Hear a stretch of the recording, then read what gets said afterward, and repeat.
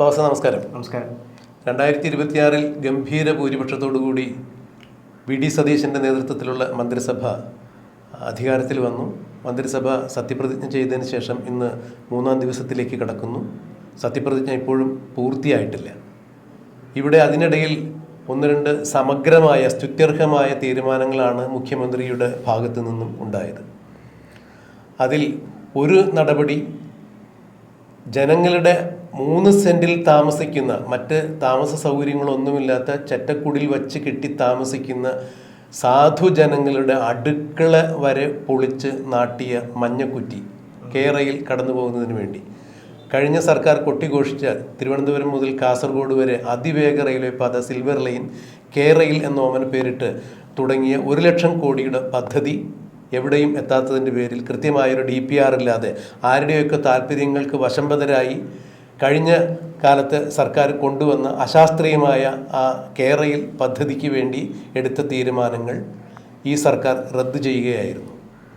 ആ മഞ്ഞക്കുറ്റികൾ പിഴുതെറിയുക, അതിനുവേണ്ടി എടുത്ത ഭൂമിയുടെ എല്ലാ ക്രയവിക്രയ അവകാശത്തോടു കൂടി ഉടമസ്ഥർക്ക് അത് തിരിച്ചു കൊടുക്കുക, അതിൻ്റെ പേരിൽ എടുത്തിട്ടുള്ള എല്ലാ കേസുകളും എഴുതിത്തള്ളുക.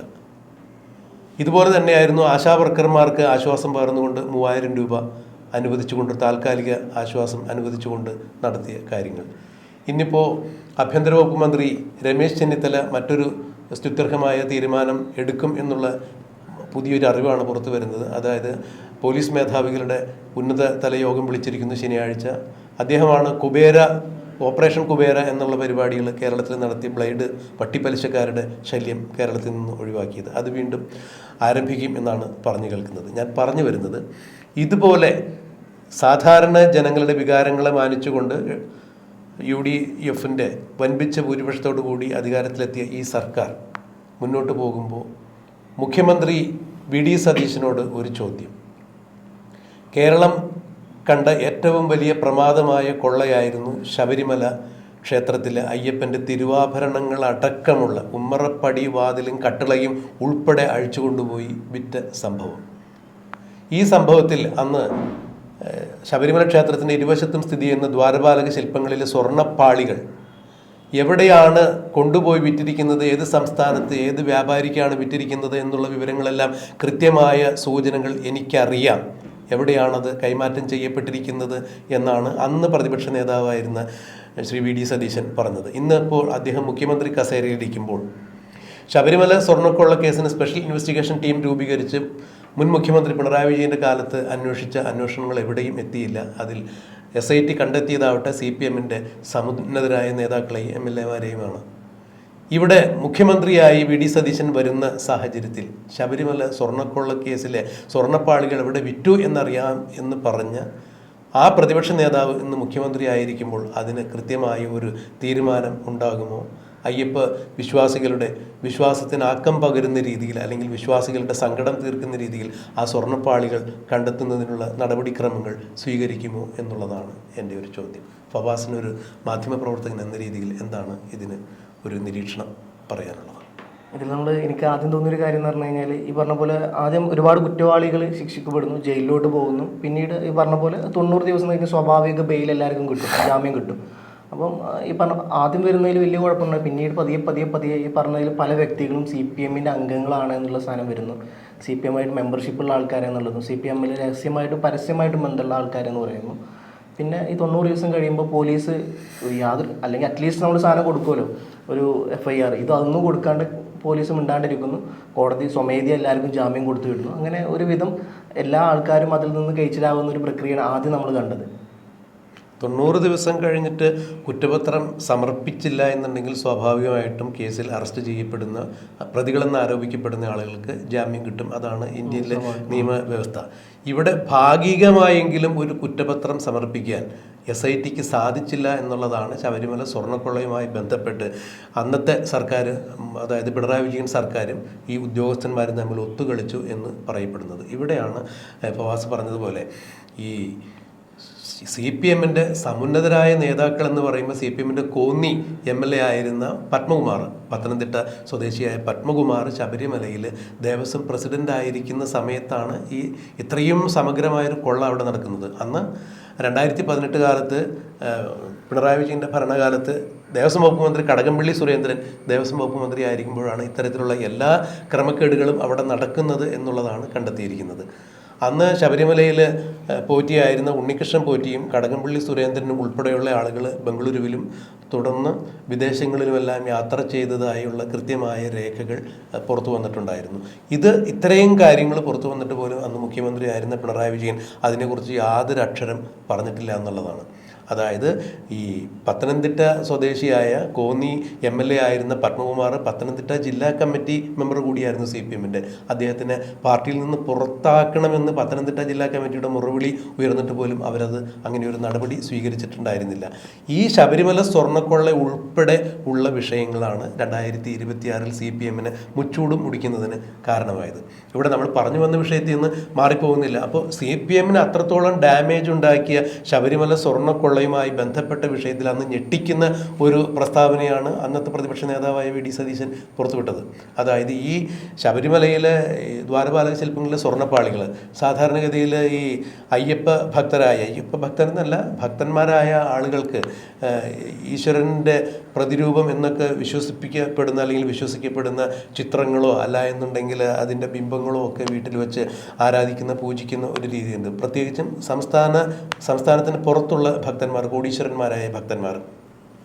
അപ്പോൾ ശബരിമല ദേവസന്നിധാനത്തിൽ സ്ഥിതി ചെയ്തിരുന്ന ദ്വാരപാലക ശില്പങ്ങളിലെ സ്വർണ്ണപ്പാളിയാണ് ഇത് എന്ന് മനസ്സിലാക്കിയിട്ട് ആ സ്വർണ്ണപ്പാളി തങ്ങളുടെ വീട്ടിൽ വെച്ച് പൂജാമുറിയിൽ വെച്ച് പൂജിച്ചു കഴിഞ്ഞിട്ടുണ്ടെങ്കിൽ ഐശ്വര്യവും അഭിവൃദ്ധിയൊക്കെ ഉണ്ടാകും എന്ന് തെറ്റിദ്ധരിപ്പിച്ചുകൊണ്ട് അങ്ങനെ ഒരു കോടീശ്വരനായ ഒരു അന്യസംസ്ഥാന വ്യവസായിക്കാണ് ഈ സ്വർണ്ണപ്പാളികൾ വിറ്റുപോയിരിക്കുന്നത് അല്ലെങ്കിൽ കൈമാറ്റം ചെയ്യപ്പെട്ടിരിക്കുന്നത് എന്നാണ് അന്നത്തെ പ്രതിപക്ഷ നേതാവായ VD സതീശൻ പറഞ്ഞത്. ഇന്നിപ്പോൾ അദ്ദേഹം മുഖ്യമന്ത്രി കസേരയിലിരിക്കുമ്പോൾ അന്ന് പറഞ്ഞ വസ്തുതകളിൽ അദ്ദേഹം ഉറച്ചു നിൽക്കുന്നുണ്ടെങ്കിൽ, അഥവാ അന്ന് പറഞ്ഞത് രാഷ്ട്രീയപരമായ ഒരു സ്റ്റണ്ടല്ല എന്നുണ്ടെങ്കിൽ തീർച്ചയായും അതാരാണ് എന്നുള്ളത് കണ്ടെത്തി ആ മുതൽ ശബരിമലയിലേക്ക് കൊണ്ടുവന്ന് ഭഗവാന്റെ നിധിശേഖരത്തിലേക്ക് മുതൽ കൂട്ടുന്നതിന് വേണ്ടി മുഖ്യമന്ത്രി എന്ന രീതിയിൽ, അയ്യപ്പൻ്റെ ഒരു കടുത്ത വിശ്വാസി എന്ന രീതിയിൽ മുഖ്യമന്ത്രി VD സതീശൻ നടപടികൾ കൈക്കൊള്ളേണ്ടതല്ലേ?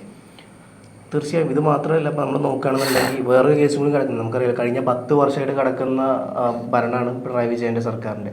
അപ്പോൾ നമ്മൾ നോക്കുകയാണെന്നുണ്ടെങ്കിൽ ശബരിമലയുമായി ബന്ധപ്പെട്ട സ്ത്രീ പ്രവേശനവുമായി ബന്ധപ്പെട്ട വലിയ കേസ് കിടക്കുന്നുണ്ട്. വിശ്വാസികൾക്കിടയിൽ ഒരുപാട് കേസ്, അന്ന് സമരം ചെയ്തവർക്കെതിരെ ഒരുപാട് കേസ്, ആയിരക്കണക്കിന് കേസ് എടുക്കുന്നുണ്ട്. അതൊന്നും ഇന്നേ വരെ റദ്ദ് ചെയ്തിട്ടില്ല. അപ്പം ഈ കാര്യങ്ങളെല്ലാം മുമ്പോട്ട് വെച്ചിട്ടായിരുന്നു VD സതീശൻ്റെയും അതേപോലെ UDF-ൻ്റെയൊക്കെ ഒരു പ്രഖ്യാപനം ഉണ്ടായിരുന്നത്. അവർ വന്നു കഴിഞ്ഞാൽ ഈ പറഞ്ഞ പോലെ എന്താ പറയുക, വിശ്വാസികൾക്ക് വേണ്ട തീരുമാനം എടുക്കും എന്നുള്ള കാര്യം ഒന്നാമത്തത്. കേസിൽ നിന്ന് ഒഴിവാക്കും എന്നുള്ള രണ്ടാമത്തെ കാര്യം. മൂന്നാമത്തെ ശബരിമല വിഷയത്തിൻ്റെ കാര്യം. ഈ ശബരിമലയിൽ എനിക്കൊന്ന് മറ്റൊരു കാര്യം എന്താണെന്ന് വെച്ച് കഴിഞ്ഞാൽ, ഈ പോറ്റി അതുപോലെ തന്നെ മറ്റു പല നേതാക്കന്മാരും ഇവരെയൊക്കെ അറസ്റ്റ് ചെയ്താൽ ഉണ്ടാകുന്നൊരു ഡാമേജ് എന്ന് പറഞ്ഞു കഴിഞ്ഞാൽ, ഇപ്പം എന്താ പറയുക, പതിയെ ഈ സാധനം പല മുഖ്യമന്ത്രിയിലോട്ടും അല്ലെങ്കിൽ ദേവസ്വം മന്ത്രിയിലോട്ടും പല മന്ത്രിമാരിലോട്ടും ഈ സാധനം പോകുന്നുള്ളൂ. പിന്നെ ആ സമയത്ത് ദേവസ്വം മന്ത്രി പറഞ്ഞൊരു കാര്യമുണ്ട്, ഇത് എൻ്റെ കാലത്ത് പോയതല്ല, എൻ്റെ മുമ്പ് ഭരിച്ചിരുന്ന ദേവസ്വം മന്ത്രിയുടെ കാലത്താണ് ഈ സാധനം പോയത്, അതുകൊണ്ട് ഞാൻ അതിന് ഉത്തരവാദിയല്ല എന്നുള്ള തരത്തിലൊരു സ്റ്റേറ്റ്മെൻറ്റ് നമ്മൾ കണ്ടത്. അപ്പോൾ കട്ടത് ഇവരെ കാലത്ത് തന്നെയാണ് ഇവർ സമ്മതിച്ചു. പക്ഷേ ഒരു കാര്യത്തിൽ മാത്രമേ ഇതുള്ളൂ, അത് എൻ്റെ കാലത്തല്ല, ഞങ്ങൾ സർക്കാർ തന്നെയാണ് ചെയ്തത്, ഞങ്ങൾ സർക്കാരാണ്, പക്ഷേ അത് എൻ്റെ കാലത്തല്ല, എനിക്ക് മുമ്പുണ്ടായിരുന്ന എന്താ പറയുക ദേവസ്വം മന്ത്രിയുടെ കാലത്താണ് സാധനം ചെയ്തത്. അപ്പോൾ സംഭവം അവരെന്നെ സമ്മതിച്ചു, സംഭവം കട്ടിട്ടുണ്ട് എന്നുള്ളത്, പോയിട്ടുണ്ട് എന്നുള്ളതല്ല.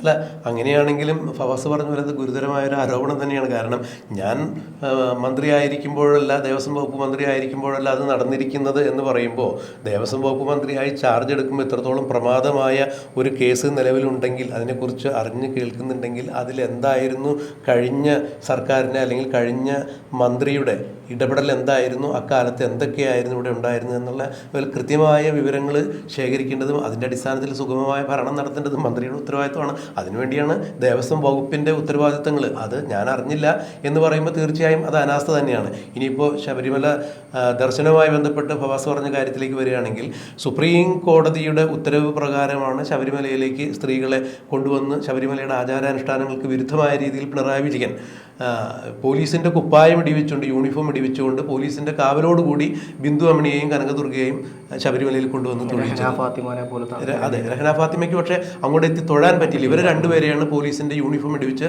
രാത്രി രായ്ക്ക് രാമേനെ കൊണ്ടുവന്ന് തൊഴിച്ചത്. സുപ്രീം കോടതി പറഞ്ഞത് ശബരിമലയിലെ ആചാരാനുഷ്ഠാനങ്ങളെക്കുറിച്ച് സുപ്രീം കോടതിയെ ധരിപ്പിക്കുന്നതിൽ അന്നത്തെ ദേവസ്വം ബോർഡിൻ്റെ പ്രസിഡന്റ് ആയിരുന്ന അന്ന് വാസു ആയിരുന്നു. ഈ വാസു ഉൾപ്പെടെയാണ് സ്വർണ്ണക്കൊള്ള കേസിൽ ജയിലിൽ കിടന്നതെന്നുള്ളത് ഓർക്കണം. അന്ന് അതായത് പിണറായി വിജയൻ സർക്കാർ അധികാരത്തിൽ വരുന്നതിന് മുമ്പ് ഉമ്മൻചാണ്ടി സർക്കാർ സുപ്രീം കോടതിയിൽ കൊടുത്തിരുന്ന സത്യവാങ്മൂലം, ആ അഫിഡാവിറ്റ് പിൻവലിച്ചുകൊണ്ട് ഉമ്മൻചാണ്ടിയുടെ സർക്കാരിൻ്റെ കാലത്ത് കൊടുത്തിരുന്ന അഫിഡാവിറ്റ് തൽസ്ഥിതി അങ്ങനെ തന്നെ തുടരണം. അതായത് ശബരിമലയുടെ ആചാരാനുഷ്ഠാനങ്ങൾ സംബന്ധിച്ച് തന്ത്രികൾ രൂപപ്പെടുത്തി വച്ചിരിക്കുന്ന ആ മുറകളും ചിട്ടകളും അതുപോലെ പാലിക്കപ്പെടണം, അത് ആചാരപരമായി മുന്നോട്ട് പോകണം എന്നുള്ളതാണ് മുഖ്യമന്ത്രിയായിരുന്ന ഉമ്മൻചാണ്ടി, മൺമറഞ്ഞ ഉമ്മൻചാണ്ടി സർക്കാർ കൊടുത്തിരുന്ന സത്യവാങ്മൂലം.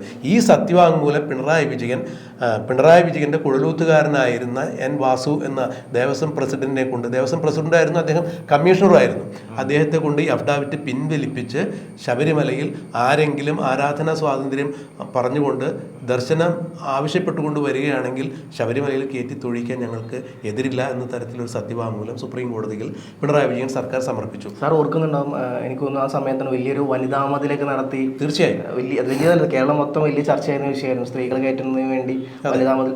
എനിക്ക് തോന്നുന്നു ആദ്യം ഈ വിഷയത്തിൽ BJPയുടെ നിലപാട് വേറെയായിരുന്നു. BJP ആണ് ഫസ്റ്റ് കൊടുത്തത് സ്ത്രീകളെ കയറ്റണം എന്നുള്ള സാധനം. പിന്നീട് ഇതേ BJP തലമറിയുന്നത് നമ്മൾ കണ്ടു. പിന്നീട് CPM കയറ്റണം എന്ന് പറഞ്ഞ രംഗത്ത് വരുന്നു. അപ്പം അതുകൊണ്ടാണ് 2019 UDF പറഞ്ഞ 20-ൽ 19 സീറ്റുമായിട്ട് വിശ്വാസികളുടെ 2018 ശബരിമല വിഷയം വല്ലാണ്ട് കത്തുന്നതും 2019 ഇലക്ഷൻ വരുന്നതും.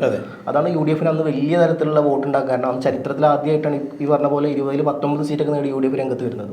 ശബരിമല വലിയൊരു വിഷയമായിരുന്നു. അങ്ങനെ അവിടെ ഒരു കൺസൾട്ടേഷൻ കൂടി നടക്കേണ്ടത്. അതോട് വേറെ വാസു പറഞ്ഞതിൻ്റെ ഒപ്പം തന്നെ, അതായത് മോദിയെ എതിർക്കണം എന്നുണ്ടെങ്കിൽ അവിടെ മോദിക്ക് എതിരാളിയായിട്ട് നിന്നുകൊണ്ട് ഈ ഇവരുടെ നയങ്ങളും നയങ്ങളും അവരുടെ ചിട്ടവട്ടങ്ങളും എല്ലാം എതിർത്ത് ഒരു നിലനിൽപ്പ് ഉണ്ടാക്കണമെന്നുണ്ടെങ്കിൽ ഇവിടെ CPMന് വോട്ട് ചെയ്തുകൊണ്ട് കാര്യമില്ല. അവിടെ രാഹുൽ ഗാന്ധിയെ അധികാരത്തിലെത്തിക്കാൻ വേണ്ടി കേരളത്തിൽ നിന്ന് കഴിയുന്നത്ര MPമാരെ അങ്ങോട്ട് വിടുന്നതിന് വേണ്ടി ഒരു മുസ്ലിം കൺസോൾട്ടേഷനിലൂടെ ആ പാറ്റേൺ ശ്രദ്ധിച്ചാൽ നമുക്ക് മനസ്സിലാക്കാൻ സാധിക്കും. അതുകൊണ്ട് തന്നെയാണ് ലോക്സഭയിലേക്ക് അന്ന് 19 MPമാരെ വിടാൻ സാധിച്ചത്. ശബരിമലയും ഒരു ഫാക്ടറായിട്ടുണ്ട്. നമ്മൾ പറഞ്ഞു വന്നത്, അപ്പോൾ ശബരിമലയിലെ സുപ്രീം കോടതി ശബരിമല വിഷയത്തിൽ സുപ്രീം കോടതിയിൽ കൊടുത്തിരുന്ന അഫിഡാവിറ്റ് പിൻവലിച്ചുകൊണ്ട് പിണറായി വിജയൻ അതിന് പ്രതികൂലമായ രീതിയിൽ അഫിഡാവിറ്റ് കൊടുക്കുകയും അങ്ങനെ സുപ്രീം കോടതിയെ ശബരിമലയുടെ ആചാരാനുഷ്ഠാനങ്ങൾ ധരിപ്പിക്കുന്നതിൽ അല്ലെങ്കിൽ തെറ്റിദ്ധരിപ്പിക്കുന്നതിലാണ് അന്നത്തെ ദേവസ്വം പ്രസിഡന്റ് ഉൾപ്പെടെയുള്ള സർക്കാർ ഉൾപ്പെടെയുള്ള ആളുകൾ തുനിഞ്ഞത്. അതിൻ്റെ പേരിലാണ് സുപ്രീം കോടതി ആരാധനാ സ്വാതന്ത്ര്യം സ്ത്രീക്കും പുരുഷനും തുല്യമാണ് എന്ന് പറഞ്ഞുകൊണ്ടാണ് സുപ്രീം കോടതിയുടെ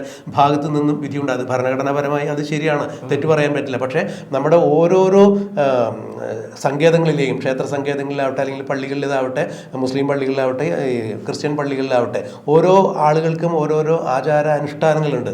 അവിടെ മതസ്വാതന്ത്ര്യത്തിൻ്റെ പേരിൽ വ്യക്തി സ്വാതന്ത്ര്യം ഹനിക്കുന്നുണ്ടോ എന്ന് ചോദിച്ചു കഴിഞ്ഞിട്ടുണ്ടെങ്കിൽ അത് വലിയൊരു സങ്കീർണമായ വിഷയമാണ്. ശബരിമലയിലാകട്ടെ 9 വയസ്സിന് മുകളിലുള്ള സ്ത്രീകളും 50 വയസ്സിന് താഴെയുള്ള സ്ത്രീകളും ദർശനം നടത്താൻ പാടില്ല എന്ന അവിടുത്തെ താന്ത്രിക വിധി പ്രകാരം ആ പ്രതിഷ്ഠയുടെ പ്രത്യേകത അനുസരിച്ചിട്ടാണ് അവിടെ അങ്ങനെ ചിട്ട ചെയ്തു വച്ചേക്കുന്നത്. അത് ലംഘിക്കാൻ പാടില്ല എന്നാണ് അവിടുത്തെ തന്ത്രശാസ്ത്രം പറയുന്നത്. ഇത് സുപ്രീം കോടതിയെ ധരിപ്പിക്കുന്നതിന് അന്നത്തെ പിണറായി വിജയൻ സർക്കാർ മനഃപൂർവ്വം തെറ്റിദ്ധരിപ്പിച്ചു. അങ്ങനെയാണ് സുപ്രീം കോടതിയിൽ നിന്ന് ഒരു വിധി ഉണ്ടായത്. ഇപ്പോൾ നോക്കൂ, സുപ്രീം കോടതിയിൽ ഈ കേസുമായിട്ട് മുന്നോട്ട് പോയപ്പോൾ രണ്ടാം പിണറായി വിജയൻ സർക്കാർ ശബരിമലയിൽ വിഷയത്തിൽ വലിയ തോൽവി പറ്റിക്കഴിഞ്ഞപ്പോൾ ആ അഫിഡാവിറ്റ് പിൻവലിച്ചു. തൽസ്ഥിതി തുടരട്ടെ, ഉമ്മൻചാണ്ടി സർക്കാരിൻ്റെ കാലത്ത് ഉണ്ടായ ആ തൽസ്ഥിതി തുടരട്ടെ എന്നുള്ള സത്യവാങ്മൂലം വീണ്ടും കൊടുത്തു. അപ്പോൾ അവർക്കറിയാമായിരുന്നല്ലോ അവർ ചെയ്തത് തെറ്റാണെന്നുള്ളത്. അപ്പോൾ ശബരിമല വിഷയത്തിൽ പിണറായി വിജയൻ സർക്കാർ തൊട്ടത് എല്ലാം വിശ്വാസികൾക്ക് പ്രതികൂലമായി വന്നു. അതിൻ്റെ തിരിച്ചടി കൂടിയാണ് ഇപ്പോൾ 2026 ഉണ്ടായത്. നമ്മൾ പറഞ്ഞു വന്ന വിഷയം, ഇത്തരം കാര്യങ്ങൾ നിലനിൽക്കുന്ന സാഹചര്യത്തിൽ വി.ഡി. സതീശൻ എന്ന അയ്യപ്പ ഭക്തനായ ഒരു മുഖ്യമന്ത്രി ചാർജ് എടുത്തിരിക്കുന്ന സാഹചര്യത്തിൽ അദ്ദേഹത്തിന് ഈ വിവരത്തെക്കുറിച്ച് കൃത്യമായി അറിവുണ്ട് എന്ന് നേരത്തെ അദ്ദേഹം മാധ്യമങ്ങൾക്ക് മുന്നിൽ പറഞ്ഞതിൻ്റെ അടിസ്ഥാനത്തിൽ നമ്മൾ വീണ്ടും ചോദിക്കുന്നു, ശബരിമല ശാസ്താവിൻ്റെ അവിടെ സന്നിധിയിലുണ്ടായിരുന്ന ദ്വാരപാലക ശില്പങ്ങളിലെ സ്വർണ്ണപ്പാളികൾ ഏത് സംസ്ഥാനത്ത് ഏത് വ്യാപാരിക്കാണ് വിറ്റത് എന്നുള്ള സൂചന ഉണ്ടെങ്കിൽ തീർച്ചയായും അത് കണ്ടെത്തി ശബരിമലയുടെ മുതൽക്കൂട്ടിലേക്ക് അത് വസൂലാക്കാൻ വേണ്ടി മുഖ്യമന്ത്രിയുടെ ഭാഗത്തു നിന്നും ഇടപെടൽ ഉണ്ടാകണം എന്ന് തന്നെയാണ് പറയാനുള്ളത്.